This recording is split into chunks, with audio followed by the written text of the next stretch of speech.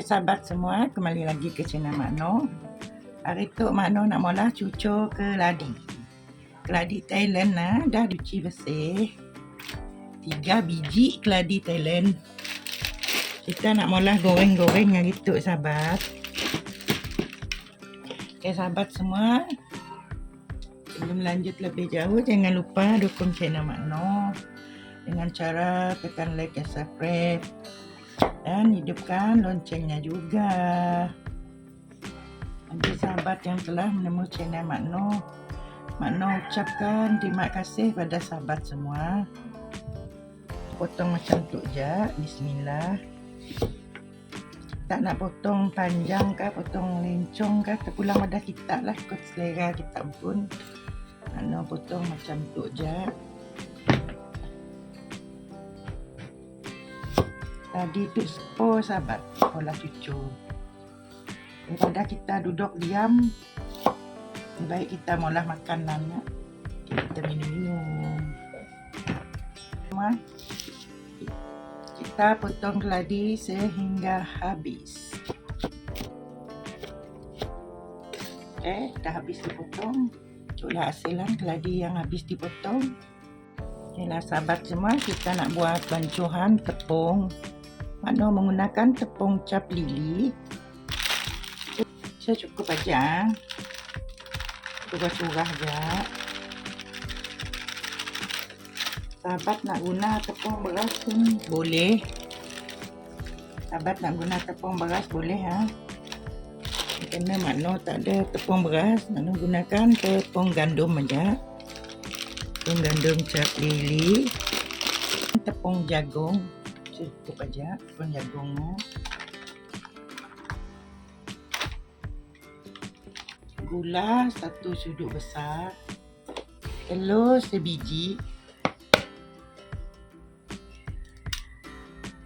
Sahabat dia tepung beras, tambah pakai gunakan tepung beras ha.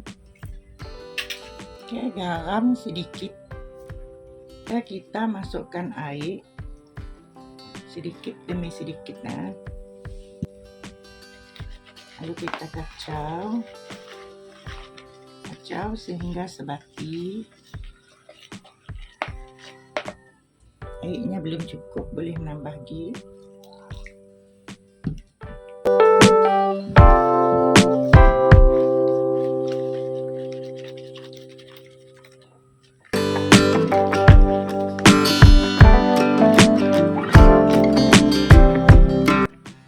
Tambahkan warna makanan warna kuning sedikit aja.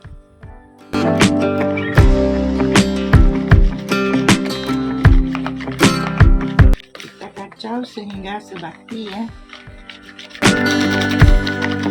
Sahabat semua, tujuan Mak Noh menyimitkan besen itu bukan apa sahabat, supaya sahabat dapat langgannya dah macam ni kecairannya.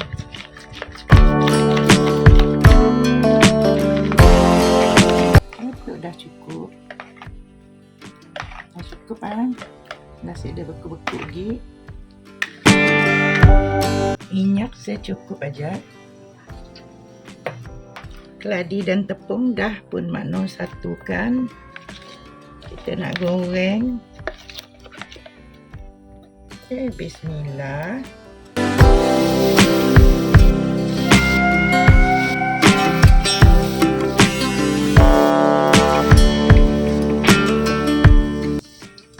Keladi yang garingnya hanya sudah kuning, kita balik.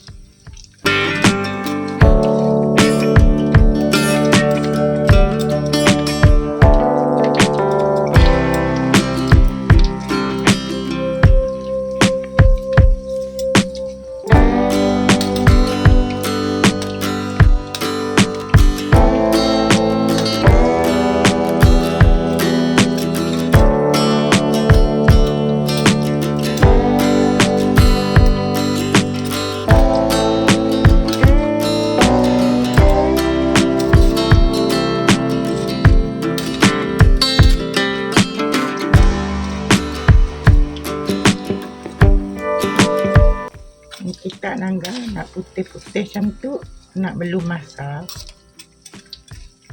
Nak kuning-kuning. Okeylah sahabat semua, gorengan kita dah kuning. Kita nak angkat gorengan tu dah kuning, dah semuanya masak.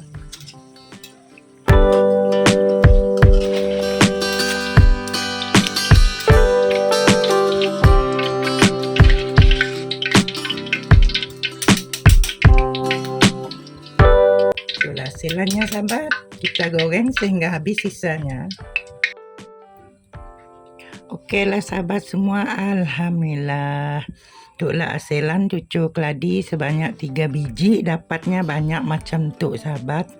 Ini pola cucur untuk kita minum pagi dan petang. Coba satu, tengok isinya. Masaknya sampai ke dalam sepur isi keladi. Sedap. Okeylah sahabat semua, jangan lupa cuba di rumah ataupun untuk jual-jualan minum pagi dan petang. Dan jangan lupa di komen dan di share.